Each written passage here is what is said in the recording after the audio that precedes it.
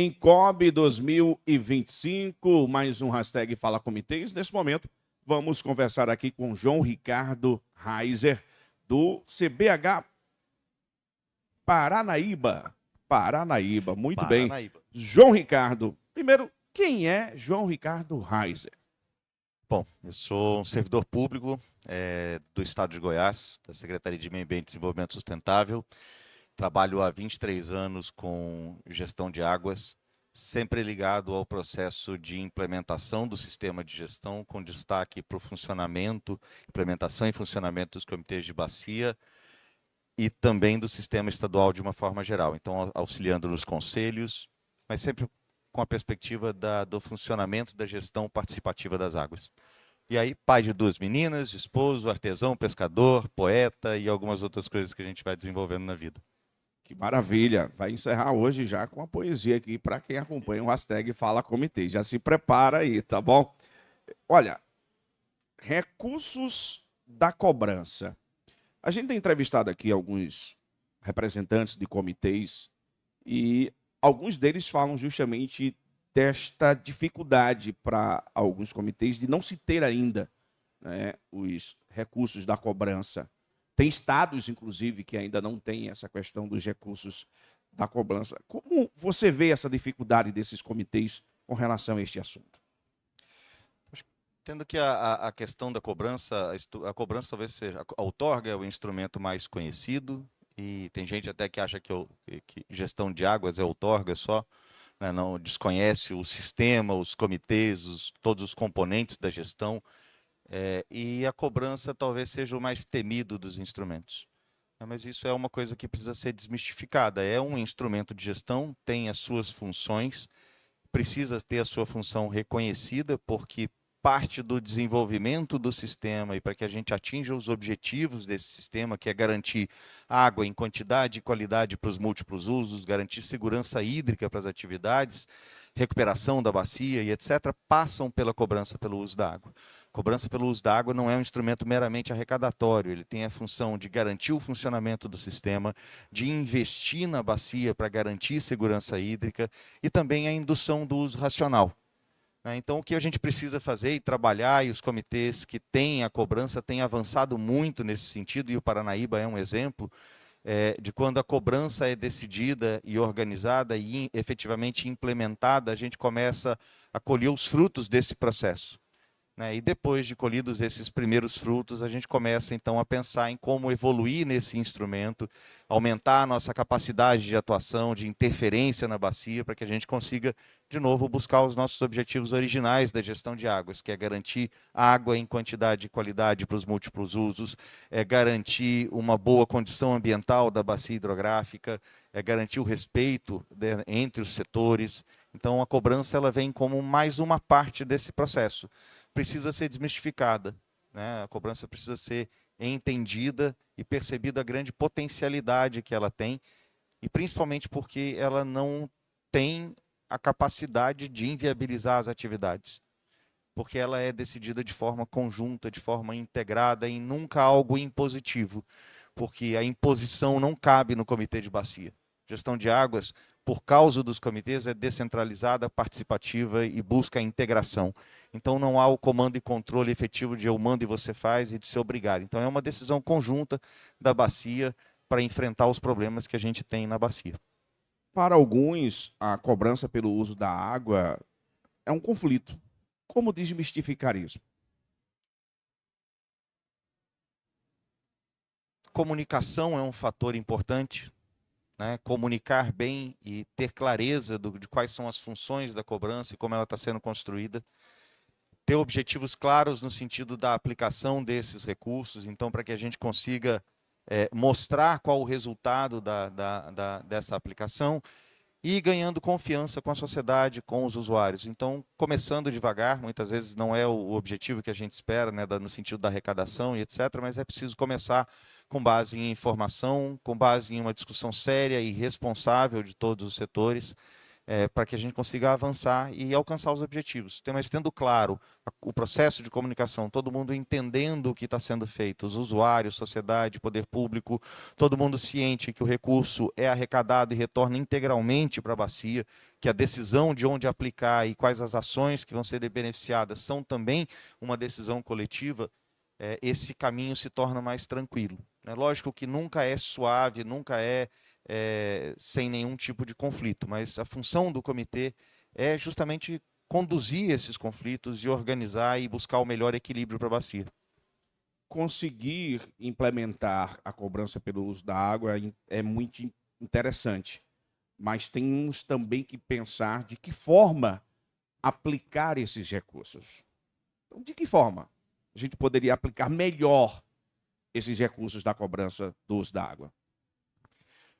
Bom, acho que a experiência nos mostra os caminhos, né? A experiência de cada um dos comitês onde já foi implementada a cobrança.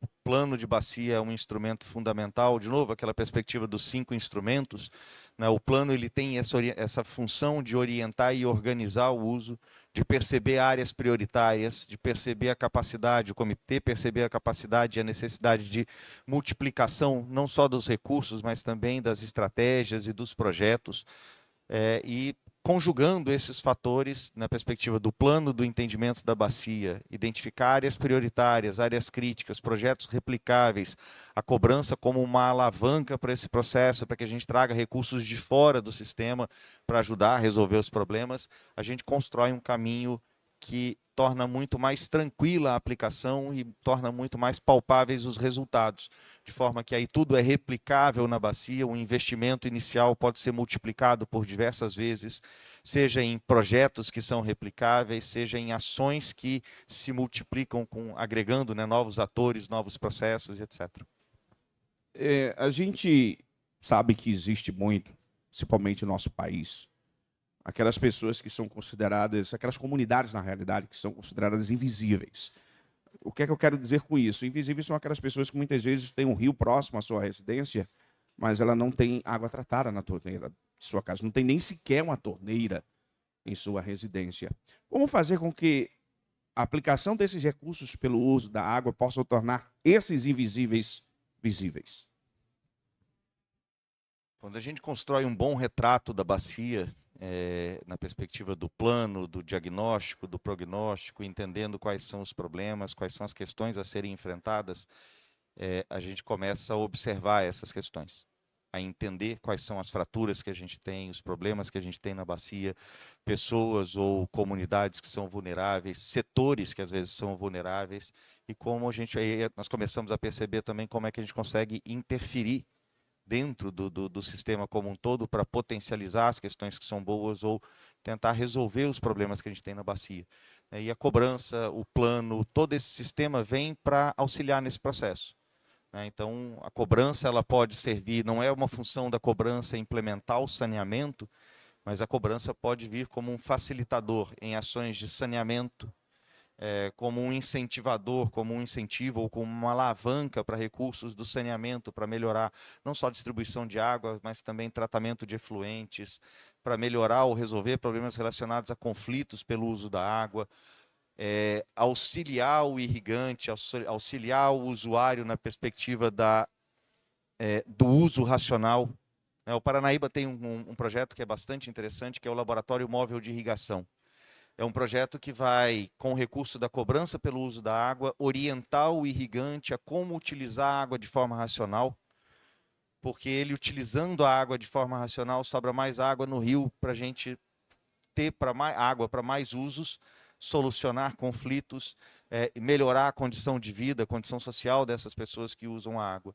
Eu gosto muito do exemplo, por exemplo, Goiânia tem sofrido aí com algumas situações de escassez e tem mais de 1.000 pequenos irrigantes acima de Goiânia que produzem hortaliça, verduras e etc. São pequenos irrigantes, agricultura familiar. Se a gente for lá e melhorar, fizer com que ele melhore um pouco o uso da água que ele faz, através de uma orientação de manejo, capacitação, ou até orientação na troca do equipamento, que o comitê pode inclusive auxiliar nesse processo, e a gente fizer com que cada usuário desse reduza 1 litro por segundo de consumo, nós conseguimos colocar a região metropolitana de Goiânia em segurança hídrica, né, garantindo que vai chegar água com tranquilidade para o abastecimento da região metropolitana e ainda fazer com que essas mais de 1.000 famílias tenham uma melhoria de produtividade, redução de consumo de energia, de insumos, etc. Então, é a gestão de águas preocupada com o uso racional, mas com o impacto na sociedade como um todo. Então, esse é só um exemplo, mas pode ter também fossas sépticas, na perspectiva do saneamento rural, incentivo a projetos de saneamento de uma forma mais ampla na área urbana. Então, uma infinidade de projetos que a nossa criatividade pode trabalhar de uma forma muito intensa, adaptando e atacando as características de cada uma das regiões quando a gente identifica e resolvendo problemas, melhorando a condição da população e da sociedade de uma forma geral. Queremos agradecer, João Ricardo, por sua participação aqui conosco. Foi um bate-papo muito importante, muito interessante, com certeza. Poeta, trazer para a gente, para encerrar, uma poesia. Eu vou usar uma frase, Valmir, que a gente tem buscado trabalhar nas nossas campanhas do Comitê do Paranaíba. Eu estou na SEMAD já e trabalho com água há 23 anos e não consegui achar uma atividade em que a água não esteja presente ou como matéria-prima ou parte do processo produtivo. E a sociedade muitas vezes se esquece disso. Então, a mensagem que eu gostaria de deixar é: tudo começa com água. Né? Tudo o que nós fazemos começa com água. Então, que a gente possa entender essa mensagem, entender esse princípio e começar a colocar a água na posição que não é só necessariamente o que ela precisa, mas nós precisamos que a água seja colocada na posição central. Então, tudo começa com água, vamos valorizar a água, a sua gestão e vamos participar desse sistema e dar nossa contribuição para que a gente consiga garantir água em quantidade de qualidade, o desenvolvimento sustentável, né, e que essa água deixe um rastro de riqueza e prosperidade. Encerramos aqui o nosso bate-papo, dando voz aos comitês aqui no hashtag Fala Comitês. Voltamos em breve.